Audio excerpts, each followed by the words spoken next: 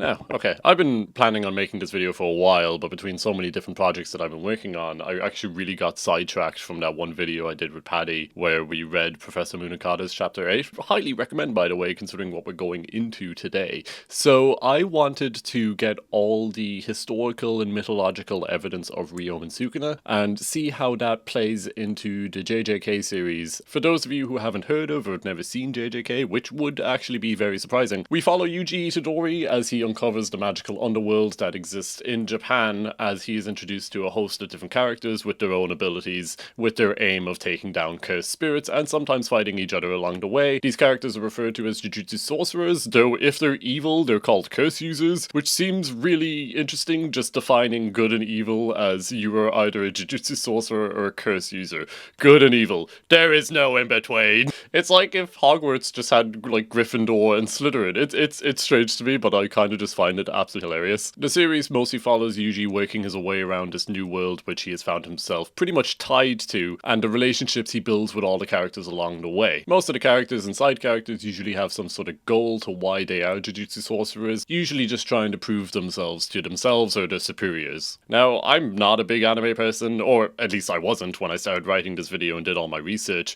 Since then, I've bought a lot of manga, and so much more than I used to have. It's actually become a bit of a problem. It took me a while to actually get into JJK because I was completely sworn off anime apart from Chainsaw Man, one of the best pieces of media to ever exist. It was actually my first attempt watching it where I actually really enjoyed it. I don't know why I never went back to it right after that, because I remember really liking it. But the friend who had recommended it to me had come over to my house and we were hanging out, so it was them who interrupted me, which I think is absolutely hilarious. And at this point, I've absolutely surpassed them in how much they've watched and read, because I have read all of it now! Look at what's happened to me! I do actually find it hilarious how many notes I have written in here, like, assuring myself that I'm not a weeb, and look where I am now. JJK mostly hooked me with its strong characters with even stronger motivations and reasons to why they're doing what they're doing, which really adds a lot of stakes and weight to all the actions that occur throughout the show. Along with that, there is a breakneck pacing on this show. Stuff does not stop happening. And along with this, we get very heavy foreshadowing for things that will happen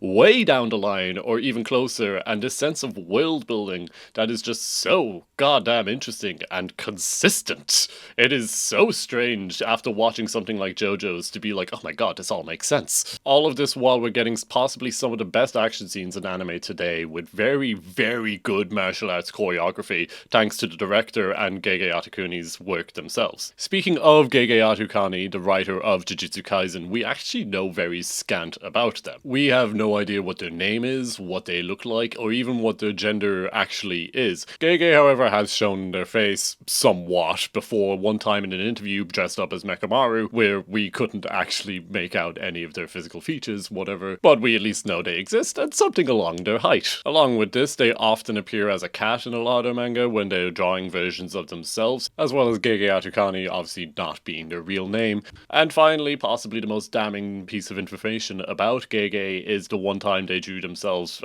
taking off their cat costume with a woman's head underneath. Along with this, some people have suggested that Urahime is actually a self-insert for Gege, seeing as Urahime's main character trait is that they absolutely hate Gojo, and Gege also infamously hates Gojo. One thing we do know about Gege is that they absolutely love taking influence in their work, mostly from pop culture or mythological history, or actual history now that I think about it. Going so far as to say that something like My Hero Academia is an influence on their work, which personally I find hilarious. Though because of this, we can actually draw a lot of parallels between Gege's work and the influences that they're taking from. A lot of these are generally to a lesser extent like pop culture references or Digimon.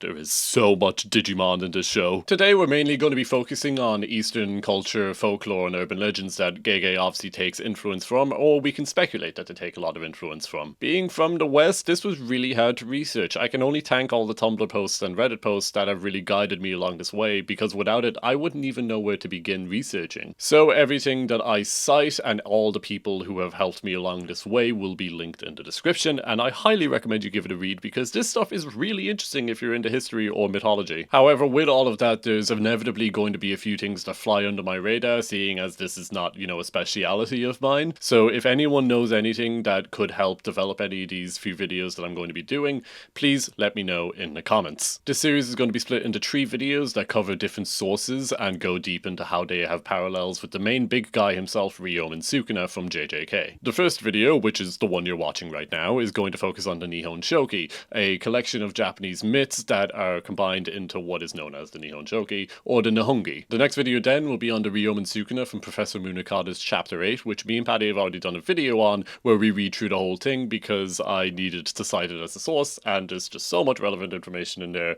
that I feel like I just had to put it on my channel so people don't have an excuse to not know about it. In that video as well, we give a lot of historical insight to the anthropology at place during that chapter, because it's a very folklore heavy manga series and we tend to know a lot about these things as history nerds. The last video then will be on a series of 2chan posts that are the main inspiration for Ryomen Sukuna. However, these first 2 were mentioned in one interview. Gege Atukani claims that the 2chan posts are the main influence for Ryomen Sukuna today. However, we do know that they have seen these first 2 sources and have definitely, taken some sort of inspiration from there, which is why I think it's still relevant to cover these in this video and the next one. Along with that, I won't be including any major spoilers for JJK in here. Now, if you include Ryomen Sukuna's hair color as a spoiler, then maybe click off this video now. We're mostly going to be referring to his appearance, powers, and possible backstory, or how the parallels could be included within JJK if it was continued, or just fun speculation. We can make stuff up. Stories don't actually exist. Now, I'm glad we actually got through a lot of this context building in the first episode, because this source is actually quite brief. So brief, in fact, that it's actually only 1 paragraph long. The original source from the Nihon-Shoki mostly describes his appearance as pretty much 2 people being sewn together rather than, someone with just 4 arms. One set of arms would use a bow while the other one would use 2 swords, and this character was mostly described as a plunderer who would just raid and pillage all the nearby villages, and generally just being a nuisance to the Empress at the time. Eventually they ended up sending the Shogun, Take Furukawa, to go exterminate Ryomen Sukuna with a group of guys, which he inevitably did. Take Furukawa is described as an ancestor of the Wani clan and a generational member of the Kaifu clan, though we'll speak more on those a bit later. Now, given the massive physical discrepancy between the Ryomen Sukuna we have in the Nihon-Shoki and the one we have in JJK, one being a guy with 4 arms and 4 eyes, the other one being pretty much 2 people sewn together, you might think that there might not be a lot of connection here. However, we can see a lot of the parallels between what we have in JJK and what we have in the Nihon-Shoki. The first one that came to mind for me was twins being a big part of JJK, a kind of bad omen for a lot of sorcerers, seeing as the power of one person would just be split between 2. A good example would be Mai and Maki, who both generally underperforming throughout the series due to their pretty much disability of being twins. Now, this character has been described outside of the Nihon-Shoki as well. However, this is mostly true folklore that is very hard to find real sources on, especially as someone who's, not Japanese. People from the Hida and Mino provinces generally regarded Ryomen Sukuna as more of a patron. He is said to have introduced Buddhism to these parts of Japan, which is very interesting to say historically speaking. He's also been described as the kaiki of 2 temples, being the Sengoji Temple and Zengyuji Temple. Sorry if I pronounced that wrong. Along with the Ichinomiya Shrine, the highest ranking shrine in the area, having an unknown deity at place, which a lot of theorized could be Ryomen Sukuna. Now, this would be a really interesting side of Ryomen Sukuna from JJK at least, to see if we did get eventually a prequel that was set back in the Heian era, seeing as there is so many pieces of information that have not really been given to us, and there's so much to work with from JJK's lore alone and from the lore of the Nihon-Shoki. I'm gonna get all the spoiler necessary stuff out of the way now, so if you want to skip ahead to this timestamp, please do. This is mostly going to be spoilers for late season 2 and around chapters 120 of the manga as well. If any of my friends are currently watching and you have not seen up to this point yet, click off this video now or go to the timestamp, or I will personally end you myself. So, building off what we just discussed about twins, it is very possible that Ryomen Sukuna had a twin in which he consumed. And by very possible, I mean this has been confirmed.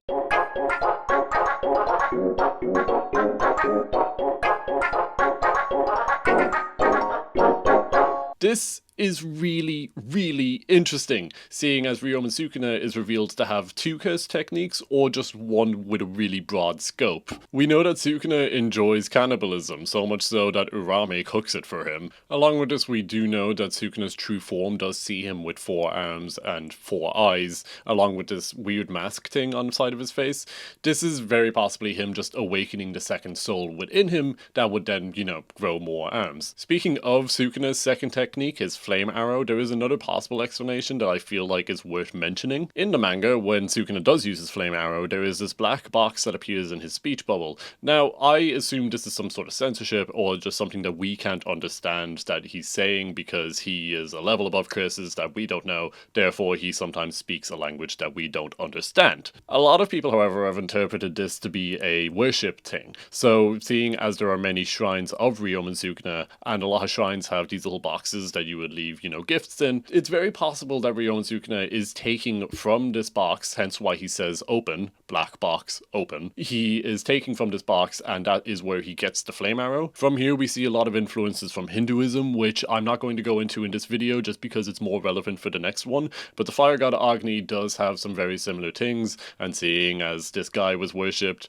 fire god was worshipped, there might be a little bit of a connection there, but we're not going to get into that right now. Also, I'd be very surprised if someone just had a flame bow lying around with some flame arrows and put it in a box, but I've suspended my disbelief enough for this show.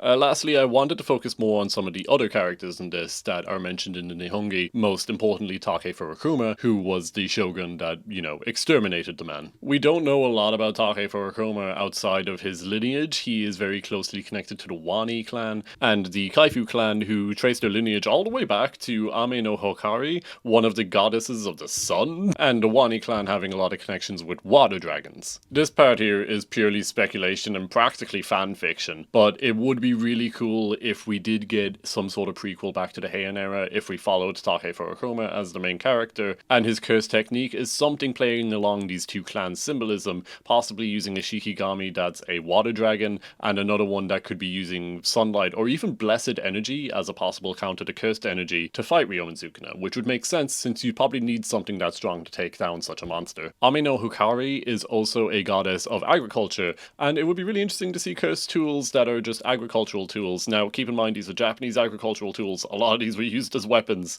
A combination of using these, sunlight, and a Shikigami that also fights him at the same time, it would just be cool, and the inspiration and influence is already there. We know that Gege has looked at this. This is just me hyping myself up and being in absolute denial of how the manga ended. But I'm putting it in here now because if this turns out to happen, I think that would be really cool. Obviously, as well, it's thematically sound with how JJK has been portrayed so far, having this duality between cursed energy, blessed energy, evil, good, that yin and yang kind of thing. It would still make sense within the thematic integrity of the show. Going a bit more into how the people of these areas actually saw Ryomen Sukuna, it is said that he established Buddhism, and JJK takes a lot of influence from Buddhism as well, but we're going to leave that for another episode, though the relevancy is still there. One source I saw that said Ryomen Sukuna killed a evil dragon. The only dragon we saw in JJK was Rainbow Dragon, and seeing an evil, possibly even non-rainbow dragon would still add to the yin and yang aspect of JJK. This whole thing we see of Ryomen Sukuna inadvertently helping people for possibly selfish acts, like he just wanted to kill a dragon, he just wanted to give the middle finger to the shogun and the empress. These things that people are benefiting from in this area could make for really good backstory. Someone who was possibly banished by society due to some sort of physical deformation or just being, enshrouded by cursed spirits, eventually finding his people who tend to take him in because he's, protecting them, only for Take Furukuma to then come along and claim the land back for the empress, and seeing everything he had built up to that point just being taken away and turned into something that he hated, eventually making him just despise everything about humanity. This misunderstood betrayal being what we see turn Sukuna into the monster that we see in JJK today. After being cornered, he probably turned his fingers into cursed objects, and that's how he was able to preserve himself to this point. Again, absolutely purely speculation, though I think it's cool and it's kind of headcanon at this point, so you can't tell me that it's false. But to sum up everything that we talked about today that is definitely true, there is an account of Ryomen Sukuna in the Nihongi that describes him as pretty much 2 people sewn together with 2 sets of arms, 2 sets of legs, 2 sets of heads, and wielding both 2 swords and a bow. This Ryomen Sukuna was described as a bit of a pain in the backside for the Empress, who then sent the Shogun Take Furukuma to go and exterminate him, which he eventually did. And as far as the Nihongi goes, that is as much as we know. We know that Gege has seen this and has mentioned reading it before and it being a influence on the work, though not a main one. However, this is in their mind, and it's not leaving anytime soon. One last little side note that I actually just couldn't work into the video at all was the black bands of Ryomen Sukuna's tattoos are actually very similar to something we see in ancient Japan, where prisoners would be given tattoos to indicate where they were going, what crimes they had committed, and so on. If Ryomen Sukuna was a little bit of a squabbler back then, we can assume that he got arrested once or twice, and maybe when he eventually found refuge in the Gifu prefecture, he just added more as an act of defiance, kind of claiming the tattoos as his own thing. Or he might have just gotten arrested a lot. This is about as far as I've researched onto this topic, but I will say that there is a lot more that you definitely could read into, and you can draw so many parallels between the stories of Nihongi and mythological history of ancient Japan. However, this is as far as I go. You guys can do it from here. If you are interested, like I said at the start, I will be leaving links for all the sources, and as far as I went in the description, I highly recommend it. So, look forward to the next episode where we'll be talking about Professor Munakata's Chapter 8, which is a much heavier inspiration for Ryomen Sukuna. And if you want to catch up on that, we have a video already where we go through the entire chapter, reading through it, giving our thoughts and some historical analysis. I think you would really enjoy it. If I've made any discrepancies in this video or overlooked certain parts of information, please correct me in the comment section below, because I don't want to be doing false information on the internet. That is very bad. Any mistakes will be addressed in the next video, and I will also, heart all the comments of all those people doing that in the comment section below. But in the meantime, let me know your thoughts. Is there anything else that can be done with this ancient lore that's not being used by Gege, which really pisses me off? But if there's anything that you think would be really interesting, ways that this could be brought into the show, or, if there is a prequel or sequel brought up, is there any way that we could work this into it? Because I just love talking about JJK, so if I can do that more, I'd be very happy. Anyway, I'm going to stop rambling here because I've talked too much about this already. Look forward to the next video. I have no idea when it's going to come out, or even if it will be the next one, but I can assure you that it will maybe very possibly come out. See ya!